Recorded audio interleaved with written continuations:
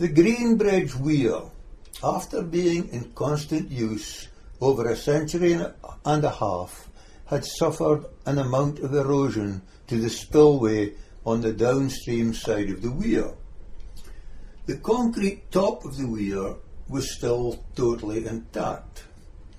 It would only have required a load of rough concrete and a few days of pointing to restore the weir to be in good condition for another couple of 100 years, saving Stonehaven and particularly the Altoon from the risk of any flooding originating from this location. Nevertheless, the decision was made to demolish this long-proven flood-preventing weir and replace it with what I can only describe as a photogenic water feature. In early January 2013, I wrote to Sir Robert Smith MP with a list of questions which can be found on the website. One of the questions I asked was any risk assessment ever carried out as to what effect the destruction of the original weir would have on flood prevention? Also, what were the qualifications or experience of any of the person carrying out any assessment? The response I received on the 28th of January from Aberdeenshire Council Infrastructure Services regarding this question was: there have been many changes to staff dealing with flood-related matters over recent years, and various elements of work which Mr McDonald questions predated those staff working in the Council. It can, however, be safely assumed that those involved would have been appropriately experienced practicing civil engineers, or more junior engineers working under the supervision of a senior engineer, and would have given due consideration to all the different factors influencing the designs. I am not convinced. I want to see the paper trail that should exist surely, that there are council meeting minutes and engineering reports from that time. The new water feature at the Green Bridge included the construction of a large island with the purpose of dividing the flow of the water. The first attempt at constructing this water feature cost £62,968. In addition, remedial work required to reinstate this water feature damaged by the first serious flood cost a further £35,618, making the total cost of the water feature £98,576. These costs are many multiples of what it would have been the cost to totally reinstate the long-proven old weir. This reinstatement would have totally prevented the 2009 flooding incident and would have greatly reduced the severity of the latest flood, which was contributed to in a major way by the Glasgow Burn overtopping.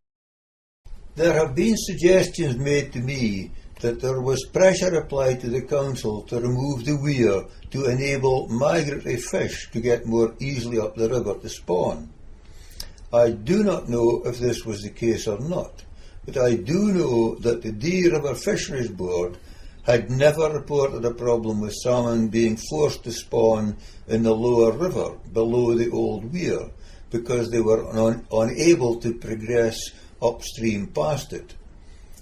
In the light of this, I cannot believe that the angling pressure could have been a factor in the decision. Yet again, it would be good to know what representations for the removal of the weir were being made to the council, and by which organisations or groups. Remarkably, once the weir was demolished, it was found to be an opportune moment to build a major wastewater pipe up the old river channel and across the bed of the river at its narrowest point, linking up with the existing town wastewater system. In my photograph, you can see the almost nuclear-proof concrete casing of this pipe, where it had been laid up the old riverbed, while at the time the photograph was taken, the cross-river link was only half completed. How any professional water engineer could think that laying this pipe in this position would not cause problems, I cannot imagine. The top of this cross-river concrete covered pipe is only about 6 inches below the old water surface level. Previously, from the time the weir was built, the river at this point had always been at least 3.5 feet deep.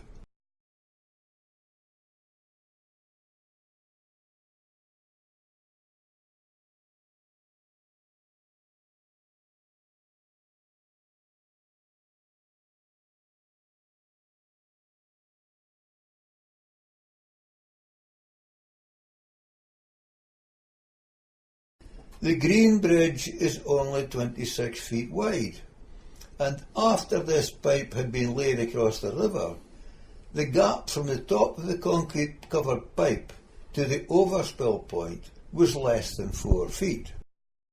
The White Bridge, about half a mile further downstream, is 42 feet wide, with at least 7 feet of space from the riverbed to the underside of the bridge. It was well known from past floods that the White Bridge could only just cope with the flood flow. I simply ask a question. How would a professional engineer designing this system believe that that full flow of river in flood could possibly pass through the restricted opening at the Green Bridge, when it was already known that the much larger White Bridge was at full capacity in such conditions?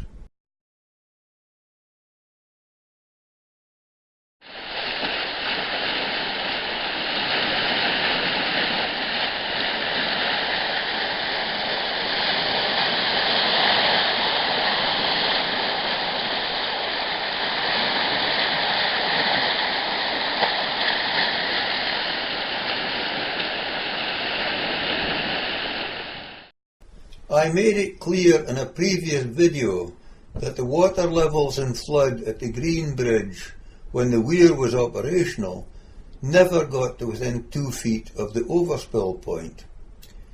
Surely then this capacity restricting cross-river pipe is clearly a major factor in the causing of the flooding at this point. I believe that we must press the authorities to come up with a sensible alternative to this man-made problem in the short term, or we are certain to be subject to ever more frequent flooding emanating from this location.